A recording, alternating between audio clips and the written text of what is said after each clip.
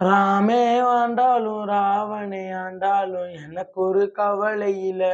ஹோய் நான் தாண்டா என்ன மாடசாமி, நாட்டுக்கு இன்னைக்கு ராஜா. தேர்தல் நாளாச்சே, ஓட்டெல்லாம் போட்டுட்டியா?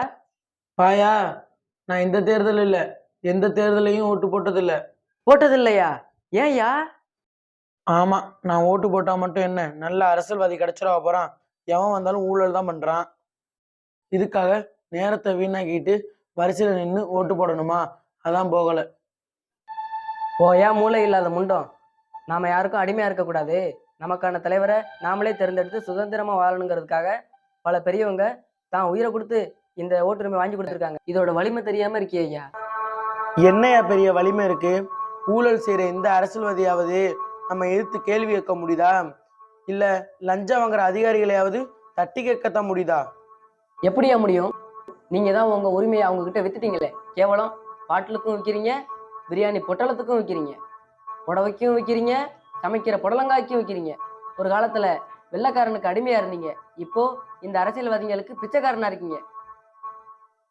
எப்பதாயா நீங்க மனுஷனா இருக்க போறீங்க?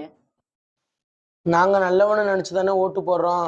ஆனா ஜெயிச்சு வந்த பிறகு தானே அவங்க சேட்டையை காட்டுறாங்க.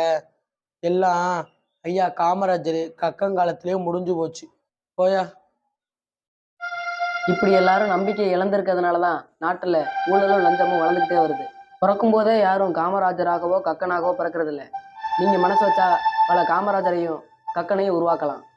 ஜனநாயகத்தை பாதுகாக்கலனா அப்புறம் சர்வாதிகாரம் தலை தூக்கிடும்.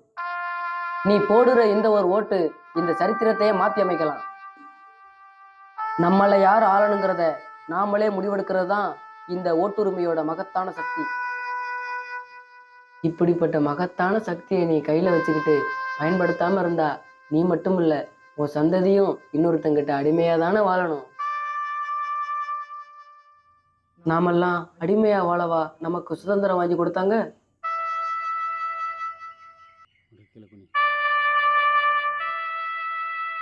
இது வரைக்கும் ஓட்டு உரிமைனா என்னன்னே தெரியாம இருந்துட்டேன். இனிமே என் உயிருக்கும் மேலா இந்த உரிமையை பாதுகாப்பேன். இப்பவே போய் என் ஓட்டை போட்டு வந்துடுறேன். ரொம்ப நன்றி.